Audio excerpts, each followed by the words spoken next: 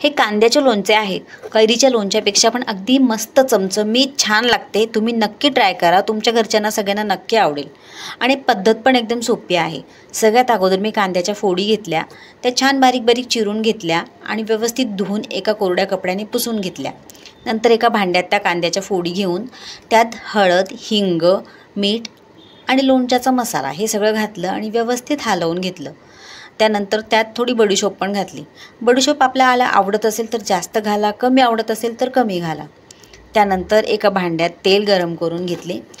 या पद्धतीत फक्त एकच गोष्ट लक्षात राहू द्यायची की आपल्या कांद्याच्या फोडीला काहीही पाणी नाही राहिले पाहिजे।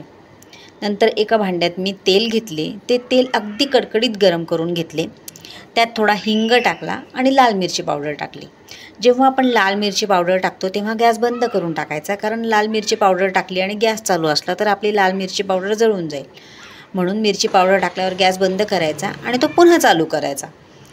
बघा, तुम्ही अशी रेसिपी करून बघा, हे लोणचे तुमच्या घरच्यांना खूप आवडेल। आपण डाळ भाताबरोबर पण खाऊ शकतो, पराठ्याबरोबर पण खाऊ शकतो। तुम्ही हे करून बघा आणि रेसिपी आवडली तर मला कमेंटमध्ये नक्की सांगा की तुम्ही केलेले हे कांद्याचे लोणचे कसे झाले। आपण लवकरच भेटू एक अगदी छान नवी अशी चमचमीत रेसिपी घेऊन। आणि हो, व्हिडिओ आवडले असेल तर लाईक, फॉलो, कमेंट जरूर करा, सबस्क्राईब करायला विसरू नका।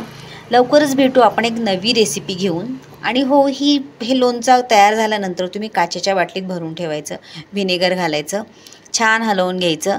बघा, तुम्ही 8 ते 10 दिवस व्हिनेगर नाही घातलं तरी खाऊ शकता आणि व्हिनेगर घातलं तर 2-3 महिने पण हे लोणचे फ्रीजमध्ये टिकू शकते।